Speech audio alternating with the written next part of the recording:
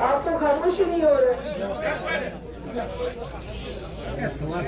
आज हम बहुत देर के बाद हमारी मुलाकात हो रही है, जनरल काउंसिल की मीटिंग हो रही है और ऐसे वक्त में हो रही है कि जब जम्मू कश्मीर के हालात और हमारे पार्टी के हालात कुछ मुख्तलिफ नहीं है एक दूसरे से। हमारी रियासत, जिसको मैं अभी भी रियासत कहती हूँ, जम्मू कश्मीर एक मुश्किल दौर से गुजर रहा है और साथ ही हमारी पार्टी भी एक बहुत ही मुश्किल दौर से गुजर रही है। मेरा ये आपसे कहना है, उसमें घबराने की बात नहीं है। हमारी पार्टी टीडीपी बनी है मुश्किल दौर से मुकाबला करने के लिए। अगर आप याद करेंगे 99 में जब एक जमात के पास 60 से ज्यादा एमएलए थे, सब कुछ था, मरकज में बीजेपी की सरकार थी, वहां भी उनका एक वजीर था, यहाँ भी उनकी सरकार थी, 60 एमएलए थे, मगर उस वक्त जो जम्मू कश्मीर के हालात थे उनका अगर किसी ने मुकाबला किया, मुझे आज भी याद आता है जम्मू कश्मीर का खासकर बिलखुसूस वादी का वो कोई डिस्ट्रिक्ट नहीं है जहां मैं और मेरे वर्करों ने टास्क फोर्स के खिलाफ, इखवानियों के खिलाफ, ज्यादतियों के खिलाफ धरना न दिया। उसमें तो बड़ा मुश्किल था धरना देना। मुझे याद है कई बार मेरे वर्कर्स ने मुझे कहा, महबूबा जी आप क्यों बात करती हो इखवानियों के खिलाफ, ये मुडावने खबर करके सामने आएगी, मुडावने देते, ऐसा माहौल था। मगर आपको पता है कि इस जमात को शायद नियत अल्लाह ताला की, जो एक हमारा अल्लाह ताला का हमको साथ है और हमारी नियत साफ है। नहीं तो आप सोच सकते हैं 16 मेंबरों के ऊपर सरकार बनाना, 16 मेंबरों के ऊपर बीजेपी की सरकार दिल्ली में, यहाँ बड़े बड़े जेलों के दरवाजे खोल देना, रास्ते खोल देना, डायलॉग करवाना। ये आज तक तो यहाँ 70 एमएलए भी रहे हैं, किसी ने नहीं किया, आज 50 है। मुंह खोलते हैं क्या? रशा खोला, बात करते हैं। आज 2.5 महीने हो गए, बात चलती है कैदियों की, हम बात करते हैं, मगर आपने क्या जो रूलिंग पार्टी है उनकी जबान से कैदियों का नाम सुना? 2.5 महीने में सुना कि सुना? अब खुद सोचिए, हमने न सिर्फ कैदियों को रिहा किया बल्कि बड़े बड़े लीडरशिप, ये गिलानी साहब, यासीन मलिक साहब जो जेल में हैं, शबीर शाह साहब, उनको रिहा किया उस वक्त जब हमारे पास 16 मेंबर और दिल्ली में बीजेपी की सरकार है। आज भी वही माहौल है, आज भी दिल्ली में बीजेपी की सरकार है और यहाँ नेशनल कॉन्फ्रेंस के पास 50 एमएलए है। आप खुद ही अंदाजा लगाइए कि जब मैं कहती हूँ पीडीपी बनी है चैलेंजेस का मुकाबला करने के लिए, मुश्किलात का मुकाबला करने के लिए, और डट के मुकाबला करती भी है। मैंने सुना अभी हम किसी की मुखालफत नहीं करना चाहते हैं, लोगों ने इनको मैंडेट दिया है, हम चाहते हैं कि ये लोगों के काम करें, मगर मुझे हैरानगी होगी जब वजीर आला साहब ने कहा अपनी पार्टी को आप चुप हो जाओ, खामोश रहो, बात मत करो। हम तो सोचते थे यहाँ जब एक चुनी सरकार आएगी, चुनिंदा सरकार आएगी, जो जम्मू कश्मीर की खामोशी है वो खामोशी टूटेगी, यहाँ जो लोग मुसीबत में फंसे हैं वो बात करेंगे और ये लोग उनकी बात करेंगे। बेरोजगारी अरूज पे, उसमें भी जो हमारे नीट के एग्जाम, उसमें 50% पहले पूरे मुल्क को जाती है सीटें, उसके बाद जो बचता है उसमें भी जो ओपन कैटेगरी वाले नाराज, रिजर्वेशन वाले नाराज कि हमारा कोटा कम है, ओपन कैटेगरी वाले बताते हैं हमारे साथ जुल्म हो रहा है, बिजली का कहीं नामो निशान नहीं है। तो ये सब मुसीबतें, मैं तो बड़ी बात नहीं कर रही हूँ, मैं मसले कश्मीर की बात की हाल की बात नहीं कर रही हूँ, मैं 370 की भी इनसे एक्सपेक्टेशन नहीं करती। इन्होंने तो स्टेटहुड के लिए भी बोला अपनी पार्टी को चुप करके बैठो, बात मत करो।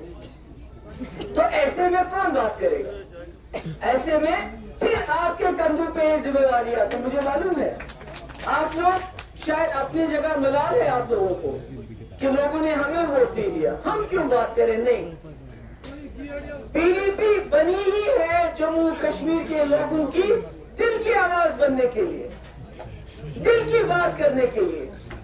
मैंने परसों में कोई देख रही थी वो हल्ला बोल, वहां वो सवाल पूछ रहा था। मैंने इल्तिजा को बोला आज सुबह, मैंने कहा आपके पास अभी कई सवालों के जवाब आपको मालूम नहीं है। आपको पीडीपी का सेल्फ रूल अच्छी तरह पढ़ना चाहिए, आपको पीडीपी की हिस्ट्री पढ़नी चाहिए, क्योंकि उसने जो वहां मॉडरेटर था, किसी ने सवाल पूछा कि फर्क क्या है, नेशनल कॉन्फ्रेंस ने ऑटोनॉमी का रेजोल्यूशन पास किया, उसको डस्टबिन में फेंका, आपने सेल्फ रूल किया, मगर इसके पास जवाब नहीं था। मैंने कहा जवाब ये था कि हमारे पास रेजोल्यूशन पास करने के लिए मेजॉरिटी नहीं थी, मगर उसके बावजूद रेजोल्यूशन पास किए बगैर हमने सेल्फ रूल को इंप्लीमेंट करने की शुरुआत की। सेल्फ रूल क्या है कि बॉर्डर्स को खत्म कर दो, बॉर्डर खत्म करो, जम्मू कश्मीर में डिफेक्टो आजादी हो, डिजोरे जो है वो रहे। डिफेक्टो आजादी फ्रीडम क्या होता है कि आप दुनिया के किसी कोने में भी चले जाओ किसी रुकावट के बगैर। मुजफ्फराबाद रास्ता तो सेल्फ रूल का ही एक हिस्सा था, रावलाकोट रास्ता तो सेल्फ रूल का ही हिस्सा था, पाकिस्तान के साथ बातचीत सेल्फ रूल का ही हिस्सा था, हुर्रियत के साथ बातचीत सेल्फ रूल का ही हिस्सा था। और उसके बाद ये मसला किसने उठाया कि जम्मू कश्मीर का जो असासा है, जो पावर प्रोजेक्ट है, वो ट्रांसफर होने चाहिए। वो तो इसी 16, 21, 28 वाली पार्टी ने ये मसले उठाए, 50 और 60 वाली तो ने तो पिछले 70 साल में नहीं उठाए। इसलिए यहाँ जितने भी डेलीगेट हजरात आए हैं, मैं उनको बताना चाहती हूँ, आपको दिल शिकस्ता नहीं होना चाहिए। ये आजमाइश थी, हमें इस आजमाइश पे पूरा उतरना है, हमें कोशिश करनी है। हमने देखना है कि जो पीडीपी का जो एजेंडा है उस पर कोई कॉम्प्रोमाइज नहीं होना चाहिए। पीडीपी का एजेंडा आपको याद रखना चाहिए, ये पीडीपी का एजेंडा नहीं है, मुफ्ती मोहम्मद सईद का एजेंडा है। वो मुफ्ती मोहम्मद सईद साहब जिन्होंने पूरी जिंदगी में 3 साल और 10 महीने चीफ मिनिस्टर रहे जम्मू कश्मीर के, मगर जो काम उन्होंने उसमें किया वो आज तक किसी ने 50 साल की लीडरशिप में नहीं किया हुआ है। उनका विजन, उनकी सोच, उनका समझ।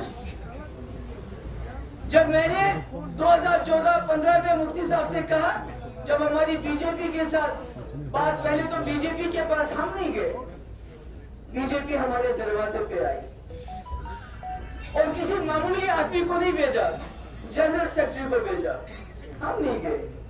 और उसके बाद जब बातचीत चल रही थी तो मैंने मुफ्ती साहब से कुछ सवाल किए, तो उन्होंने मुझे कहा देखो महबूबा, अगर मुझे जम्मू कश्मीर को इस दलदल से निकालना है तो वो दिल्ली की मदद के बगैर आप नहीं निकाल सकती।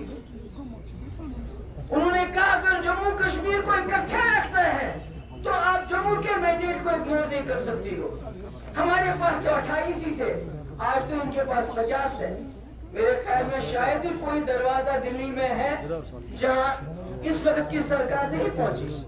पता मुझे कहां नहीं गए वो, क्यों? क्योंकि जो बात मुफ्ती साहब ने कही थी कि जम्मू कश्मीर को दलदल से निकालने के लिए दिल्ली का साथ जरूरी है, उनको एक तजुर्बा था। उन्होंने अटल बिहारी वाजपेयी जी के साथ काम किया। वो अटल बिहारी वाजपेयी जिन्होंने मुजफ्फराबाद रोड खोलने की बुनियाद डाली, रावलाकोट रोड खोलने की बुनियाद डाली, फिर बेशक उसको यूपीए की सरकार में खोला, जिन्होंने मुशर्रफ से डायलॉग किया, जो पाकिस्तान गए जिन्होंने हुर्रियत से डायलॉग किया। मुफ्ती साहब उसी प्रोसेस को आगे चलाना चाहते थे, वो बड़ी बात थी। मगर आज की सरकार छोटे छोटे दिन के दिन जो काम है उनके लिए दिल्ली के दरवाजों पर जाने की जरूरत पड़ती है। तो ये सोचने वाली बात कि मुफ्ती साहब का नजरिया, मुफ्ती साहब की सोच, और वही सोच है पीडीपी का एजेंडा, जिसको आपने दो हाथों से पकड़ के रखना है, छोड़ना नहीं है। क्योंकि अगर जम्मू कश्मीर को हमने इस दलदल से निकालना है, इस मुसीबत से निकालना है, तो फिर हमें दिन रात वैसे ही करना पड़ेगा जैसे हम 96 से काम करते आए। बैठना नहीं है। अब आपके डिस्ट्रिक्ट प्रेसिडेंट है, आपको डिस्ट्रिक्ट कमिटीज बनानी है, आपको जोन प्रेसिडेंट बनाने हैं, आपको ब्लॉक प्रेसिडेंट बनाने हैं, आपको सेक्टर प्रेसिडेंट बनाने हैं, आपको वार्ड प्रेसिडेंट बनाने हैं। कहीं रुकना नहीं है। आने वाले वक्त में हम पंचायत इंचार्ज बनाएंगे, पंचायत इलेक्शन के। हम टाउन इंचार्ज बनाएंगे जो टाउन का इलेक्शन देखेंगे। मगर काम बहुत है, आगे करने के लिए काम बहुत है। इसलिए मेरी आप सबसे, आप सब आए हो, जम्मू से आए हैं, उठवा से आए, पता नहीं कहां से, यहाँ से जम्मू के साथियों को मैं अपने कश्मीर के साथियों को बताना चाहती हूँ, जम्मू का एक मेरा साथी हजारों के बराबर, क्योंकि उन्होंने इतने मुश्किल हालात में, मैं जब जम्मू में गई और जिस तरह ये इलेक्शन लड़ रहे थे, वल्लाह बीजेपी और कांग्रेस वाले, अगर कांग्रेस इतने दिल से इलेक्शन लड़ती तो शायद वहां का रिजल्ट कुछ और होता, जबकि हमारे लोग इलेक्शन लड़ रहे थे। इसलिए मुझे आप लोगों से ये कहना है कि हमारी जिम्मेवारी बहुत ज्यादा है, हमारे कंधों पे बहुत बड़ी जिम्मेवारी है। इस वक्त बेरोजगारी आसमान को छू रही है, लोग, हमारे नौजवान, हमारे डिप्रेशन का शिकार हो रहे हैं। इस वक्त रिजर्वेशन के बारे में लोग बात करते हैं। हमारा ये मानना है, जो कमजोर तबका है, जो शेड्यूल्ड ट्राइब है, शेड्यूल्ड कास्ट है, बेशक उनकी रिजर्वेशन जरूरी है, मगर जो ओपन कैटेगरी के लोग हैं, जो ओपन मेरिट के लोग हैं, उनके गर्दन पे छुरी रख के नहीं रखनी है, उनका मुस्तकबिल बर्बाद नहीं करना है। क्योंकि अभी देखिए, नीट में अगर 500 सीटें हैं, 250